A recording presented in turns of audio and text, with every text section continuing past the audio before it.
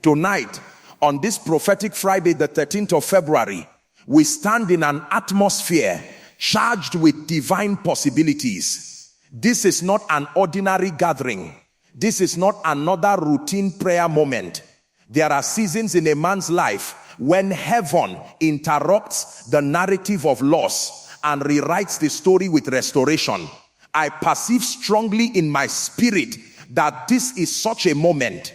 There are people under the sound of my voice who have lost things they never imagined they would lose. Some of you lost opportunities that looked like they would change your destiny. Some lost relationships you invested your heart into. Some lost time, lost health, lost finances, lost open doors. And if you are honest, there were nights you questioned God. You wondered why he allowed it. You wondered if he was still mindful of you.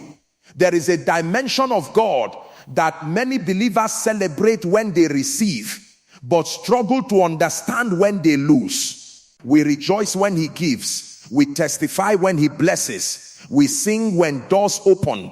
But when something leaves our hands, when what we cherished slips away, when years of effort seem to dissolve in a moment, we begin to question whether God is still attentive.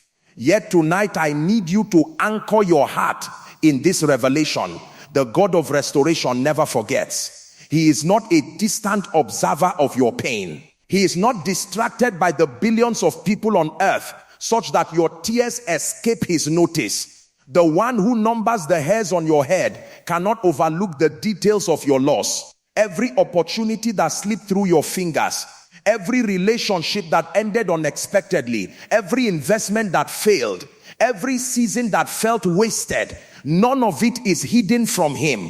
Heaven keeps records that earth cannot erase. There is a dangerous lie that loss tries to whisper.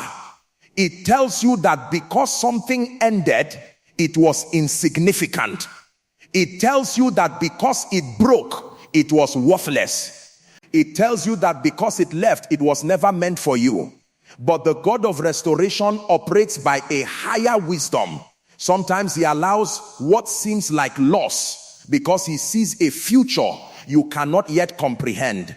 Sometimes what leaves your hand is not removed to diminish you, but to reposition you. Consider this deeply.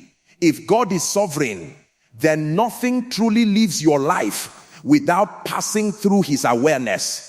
That means even what was stolen, even what was sabotaged, even what was unfairly taken was not beyond his sight.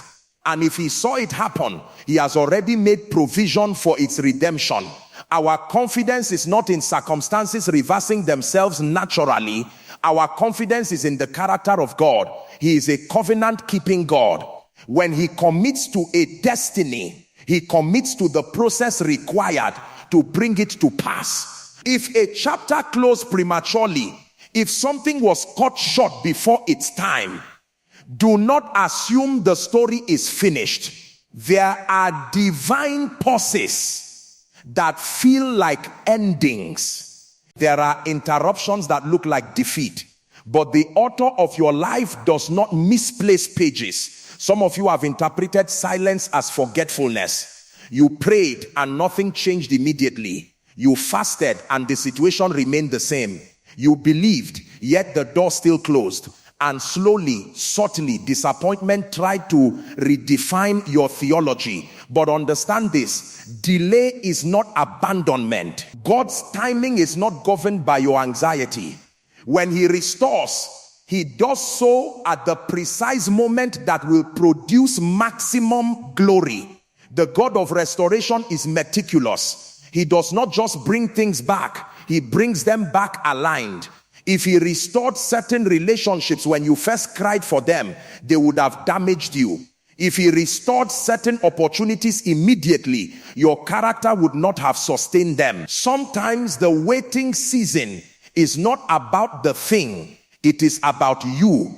It is about strengthening your capacity so that when restoration arrives, you can steward it.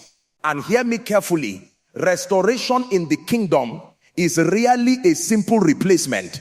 It is often an upgrade. When God restores, he factors in the pain you endured. He factors in the lessons you learned. He factors in the maturity you gained. The return blessing carries the imprint of growth. That is why what is coming back will not look exactly like what left. It will be refined, expanded, and better suited for your destiny. You may have lost time, years that feel unproductive, seasons that seemed empty, but the God of restoration has the ability to compress years into moments. He can accelerate what should have taken a decade and accomplish it in a fraction of the time. He can restore efficiency where there was delay. He can redeem wasted seasons and turn them into foundations for influence. Never measure God's faithfulness by your present circumstance. Measure it by his nature. He is consistent. He is just. He is attentive. If he allowed you to experience loss, it is because he has already woven restoration into your future. The cross itself looked like the ultimate loss. It looked irreversible. It looked final. But what appeared to be defeat was the gateway to resurrection. That pattern has not changed. Tonight, shift your perspective.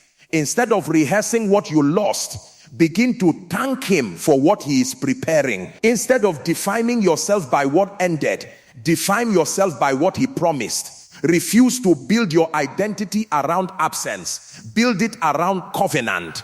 The God of restoration never forgets your name. He never forgets your sacrifice. He never forgets your obedience. He never forgets your tears. What left your hand did not leave his awareness. And because he remembers, restoration is not a possibility, it is a certainty. There is a law in the realm of the spirit that many believers do not fully understand. Heaven does not only restore, it compensates. Divine compensation is the mystery where God steps into the space of your pain and ensures that what you receive after loss carries greater weight than what you endured before it. This is not motivational language. This is a spiritual principle. When God decides to repay, he does not calculate like men do. He does not measure by equality. He measures by abundance. Life has a way of extracting from you.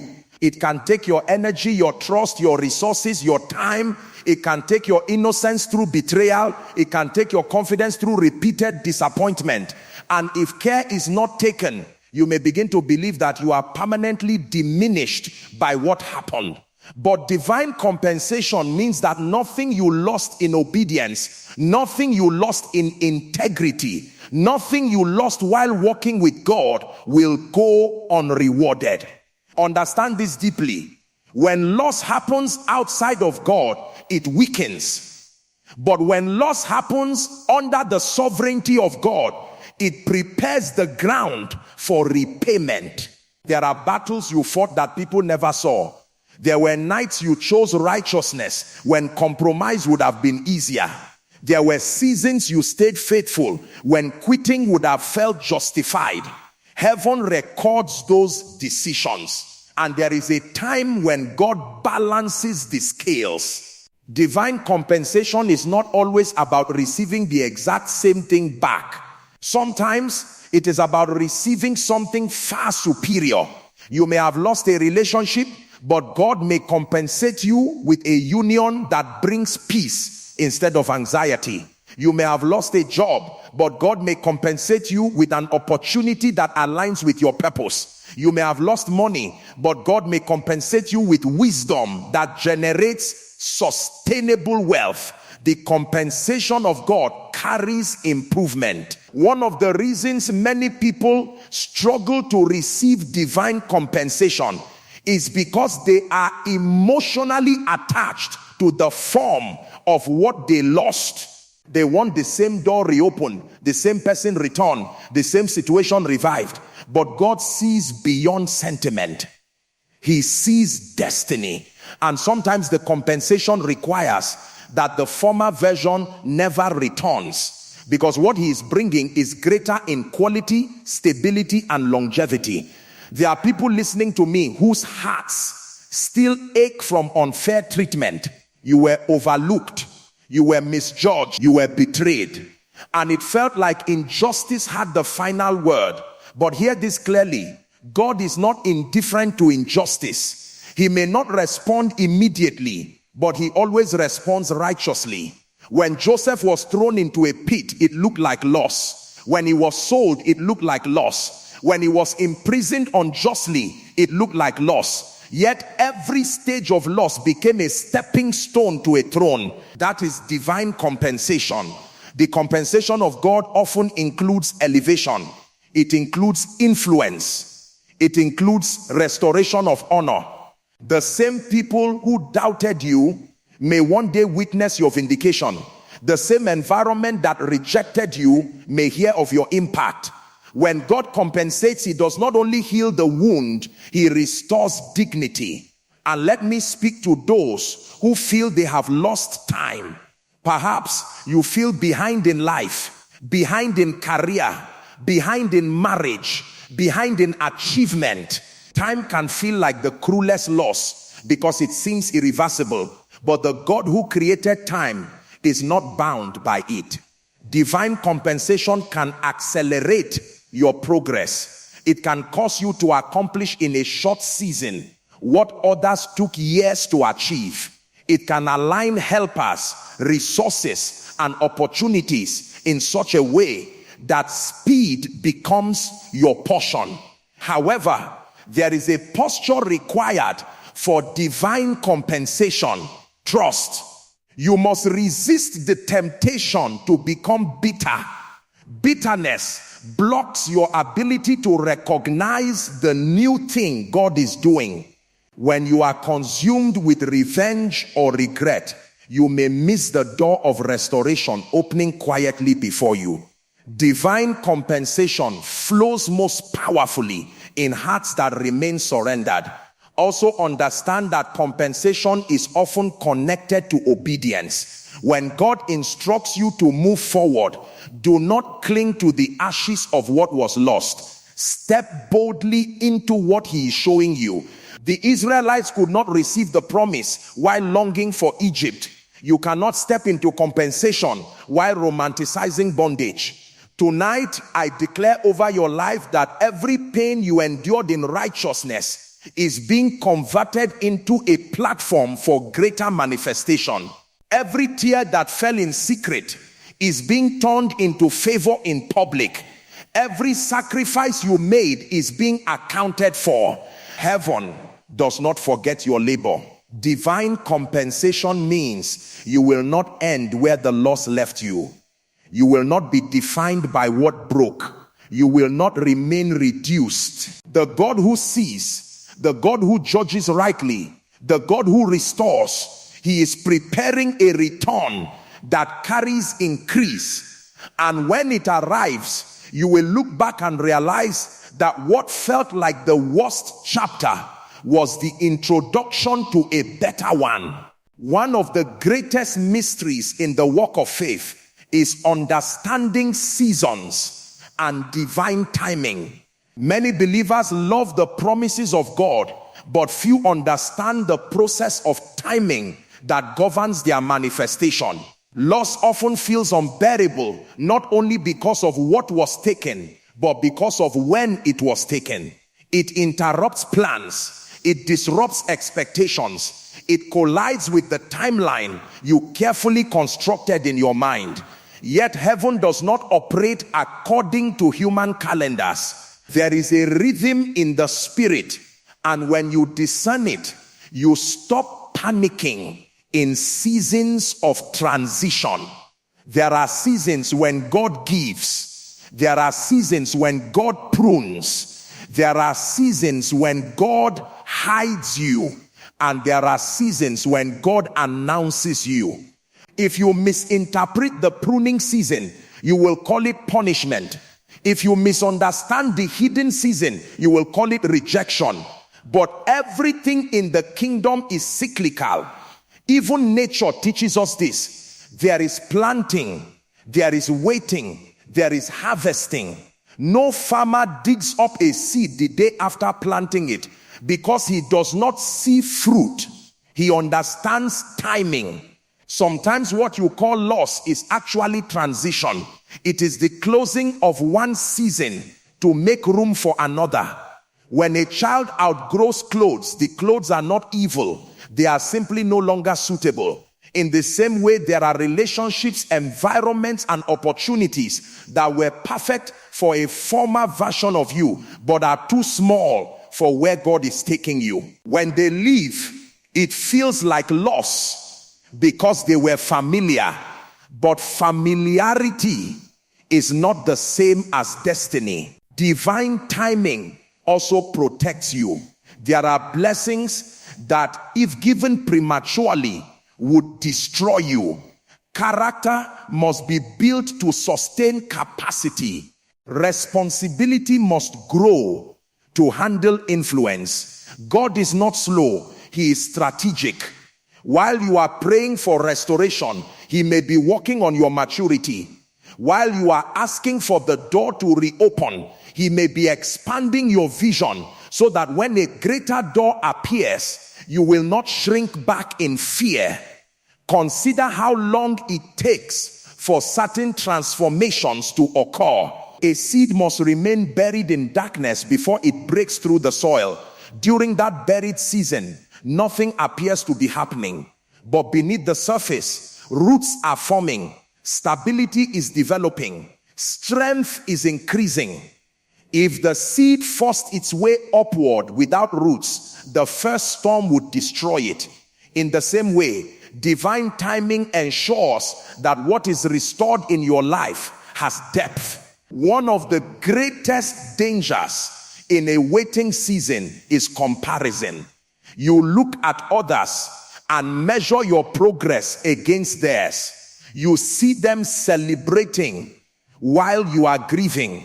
You see them advancing while you are rebuilding, and slowly impatience creeps in. But destiny is customized. The timing attached to your life is unique. When you compare timelines, you insult divine wisdom. God knows the exact sequence of events required to bring you into your prepared place. There are also moments when God allows something to be removed because its season has expired. Not every ending is an attack. Some endings are fulfillment. If you cling to a past season, you delay the emergence of the next. The children of Israel wandered not because God lacked power, but because they struggled to align with timing. They wanted comfort when God was offering promise. They wanted familiarity when God was offering inheritance. Divine timing often includes silence. Silence is uncomfortable because it leaves room for doubt. But silence does not mean inactivity. It means God is working in dimensions you cannot see. There are conversations happening in the spirit on your behalf. There are alignments being arranged. There are delays being converted into setups. When the moment is right, what has been prepared quietly will manifest publicly. Understanding seasons gives you peace in the midst of uncertainty. It allows you to trust that what left did not leave randomly. It left because its assignment in your life was complete. And if restoration is coming, it will come at the appointed time, not a day late, not a day early. The beauty of divine timing is that when it unfolds, everything aligns effortlessly. Doors open without struggle. Favor flows without manipulation. Helpers appear without force. What you try to make happen in your own strength becomes natural in God's timing. That is how you know it is him. So if you are in a season where something feels lost, do not rush to conclude that you have been forgotten. Ask instead, what is God building in me during this time? What capacity is being formed? What mindset is being renewed? Because when the season shifts, and it will shift, you will step into restoration, not as the same person who experienced the loss, but as someone refined, strengthened, and prepared for something greater. There comes a point in your walk with God where you must move from passive hope to active spiritual engagement. Restoration is not only about waiting, it is also about enforcing what heaven has already made available. There are things that slipped out of your hands, not because God willed it, but because life is a battleground. Opportunities can be hijacked, peace can be attacked, health can be challenged, favor can be resisted. And while God remains sovereign, he has also given believers authority. Calling back what was stolen is a dimension of exercising that authority with understanding. You must first settle this in your spirit. You are not powerless. If you see yourself only as a victim of circumstances, you will pray weak prayers. But when you understand covenant, you pray differently. Authority is not arrogance. It is alignment with divine backing. When a police officer stands in the middle of the road and lifts his hand, vehicles stop, not because of his physical strength, but because of the authority behind him. In the same way, when you speak in alignment with God's will, you are backed by heaven. There are losses that occur through ignorance. There are others that occur through spiritual opposition. The enemy does not mind you being religious. He minds you being effective. He attacks purpose. He resists progress. He targets what carries future impact. If he can frustrate you early, he hopes you will abandon destiny. But tonight, you must refuse that narrative. What was stolen does not have the right to remain stolen. Calling back what was lost begins with discernment. What exactly did you lose? Was it confidence? Was it clarity? Was it a relationship ordained for growth? Was it financial stability? Was it joy? Sometimes the most devastating theft is internal. You are still alive, still functioning, but something inside you diminished. That is where restoration must begin. You cannot call back opportunities effectively if your identity remains fractured. When you engage in spiritual authority, you do so with precision. You declare that every blessing assigned to your life that was diverted must return. You declare that every delay engineered against your progress is broken. You declare that what belongs to your destiny cannot be permanently withheld. This is not positive thinking. It is covenant enforcement. The promises of God are not fragile. They are established. But you must agree with them. However, calling back what was stolen also requires releasing what was toxic. Some things left because they were not ordained to stay. If you attempt to call back what God removed for your protection, you step out of alignment. That is why prayer must be guided by discernment, not emotion. You are not calling back pain. You are calling back purpose. You are not calling back dysfunction. You are calling back divine alignment. There are testimonies throughout scripture of restoration after loss through spiritual engagement. When David lost everything at Ziklag, he did not collapse into despair permanently. He strengthened himself and sought direction. Then he pursued and recovered all. That phrase is powerful. Recovered all. It means loss was not the final chapter. It means devastation was reversed. But notice the sequence: strengthening, seeking, pursuing, recovering. Restoration often requires participation. You must also guard your words. If you continually confess defeat, you authorize stagnation. Life and death are in the power of the tongue. When you declare that your best days are behind you, you build a prison around your future. But when you rise in faith and say, everything assigned to my destiny that slipped away must return in better form, you shift the atmosphere around you.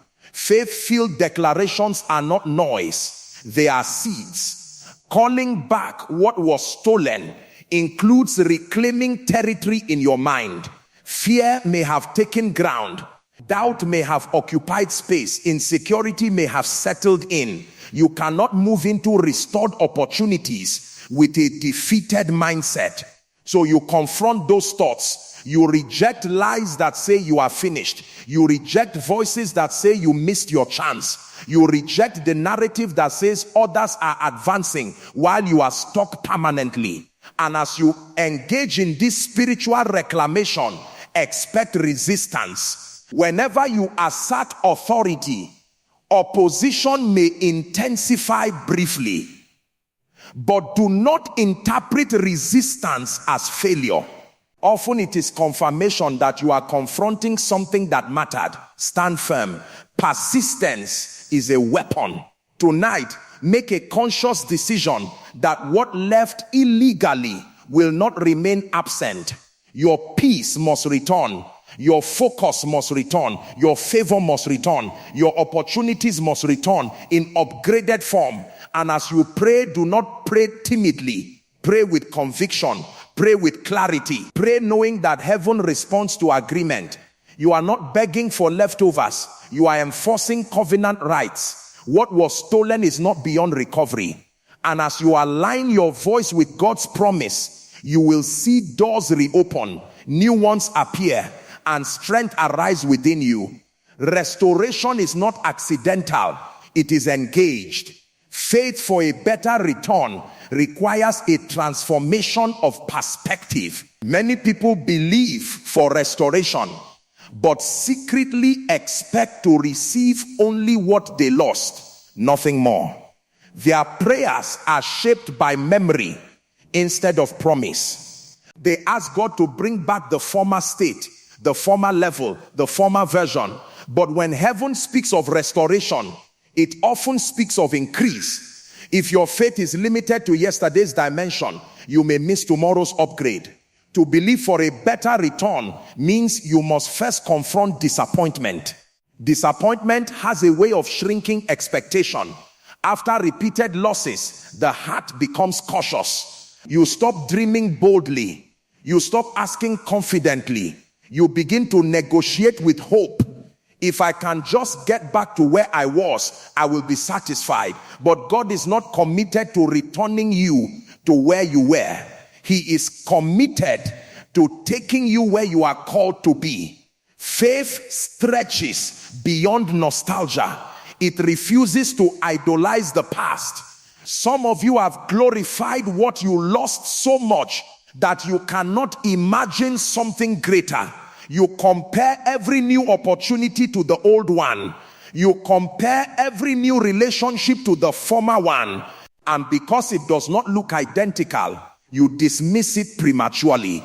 But restoration in the kingdom is progressive. It builds upon what was, but it is not confined by it. Consider the refining process of gold. When gold passes through fire, impurities are removed. The final product is stronger and more valuable than before. In the same way, what is coming back into your life after loss has been refined by experience, wisdom, and maturity. You are not the same person you were when you first received that blessing. You have grown. You have learned. You have been shaped by pain. Therefore, what returns must match your new capacity. Faith for a better return also means trusting God with the form of restoration. You may have lost one stream of income, but God may return provision through a completely different channel.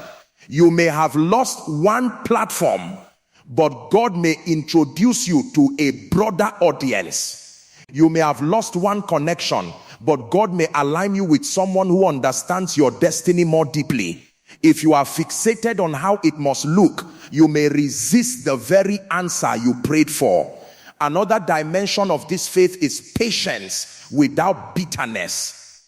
It is easy to believe passionately for a few days. It is harder to sustain expectation over months or years. But genuine faith is steady.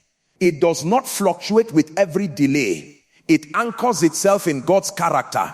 When you truly believe that something better is coming, you prepare for it. You refine your skills. You adjust your mindset. You strengthen your discipline. You do not sit idle. You position yourself. Sometimes the reason restoration seems delayed is because your internal world is not yet aligned with the magnitude of what is coming. If God answered certain prayers immediately, fear would sabotage them. Insecurity would distort them. Lack of discipline would waste them.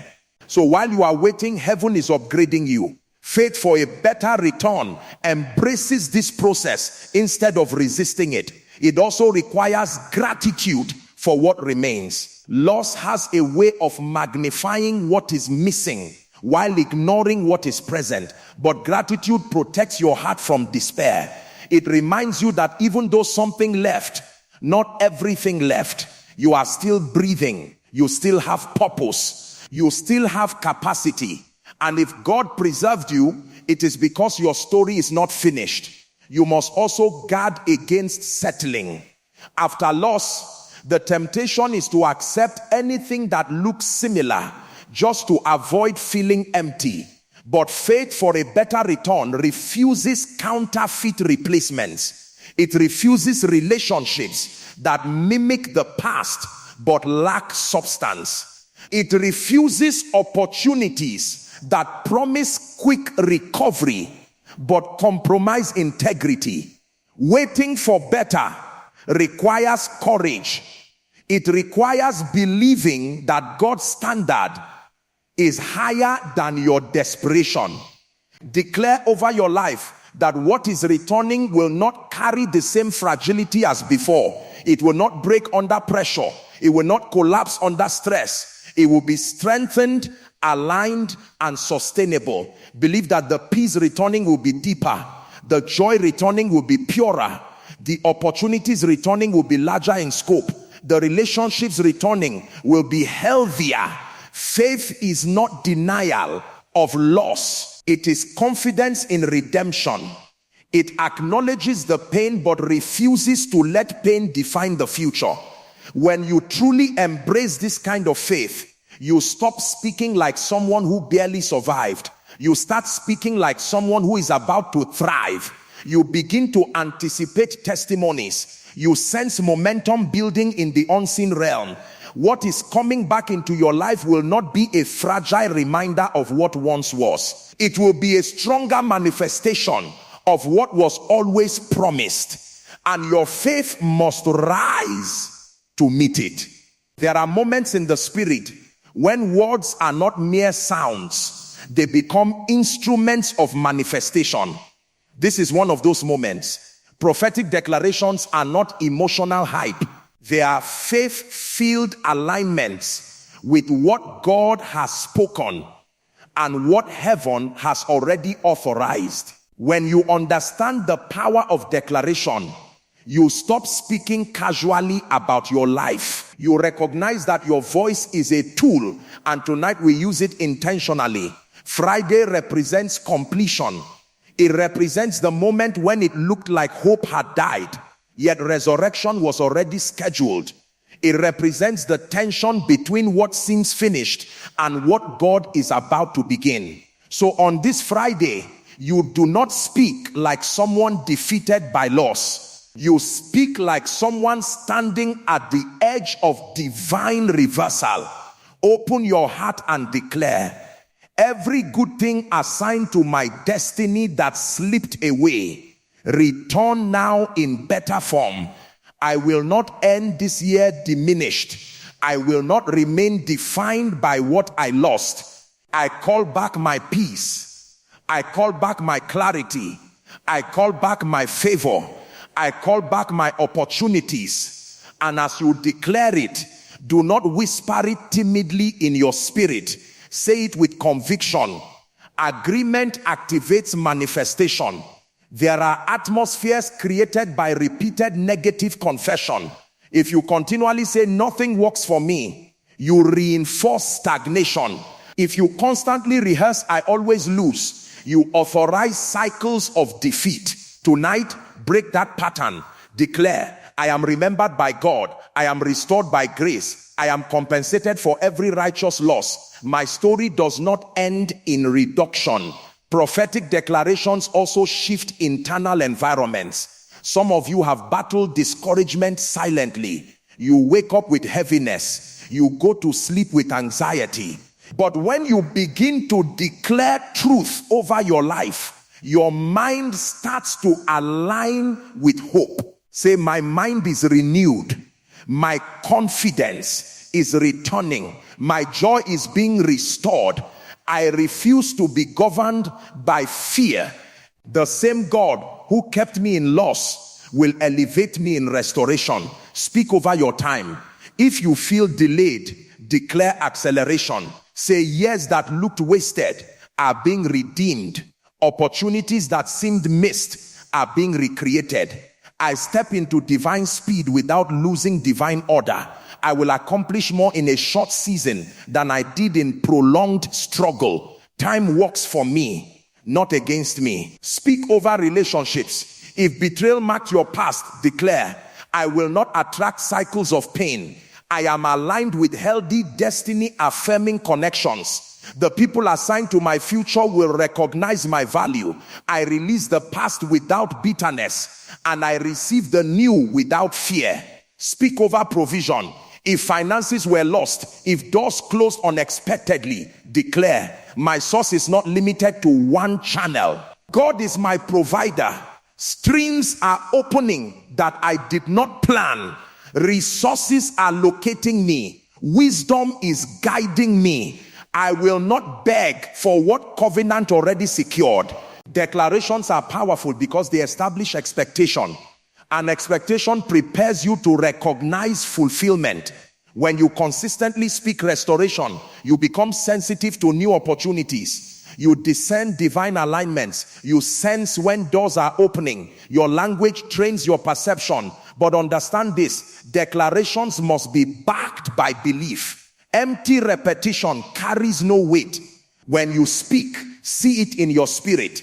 Envision yourself walking in the restored reality. See the peace on your face. See the stability in your life. See the increase in your influence. Faith gives substance to words. Also, let your declarations be consistent. Do not speak restoration on Friday and rehearse defeat on Monday. Guard your mouth. When negative thoughts arise, confront them with truth. Say, that is not my portion. My portion is restoration. My portion is better than before. My portion is aligned with promise. Tonight, as you stand in this prophetic moment, make a bold declaration over your future. What I lost will not be the headline of my life. Restoration will. Increase will. Testimony will. The God who watched me endure will cause me to celebrate.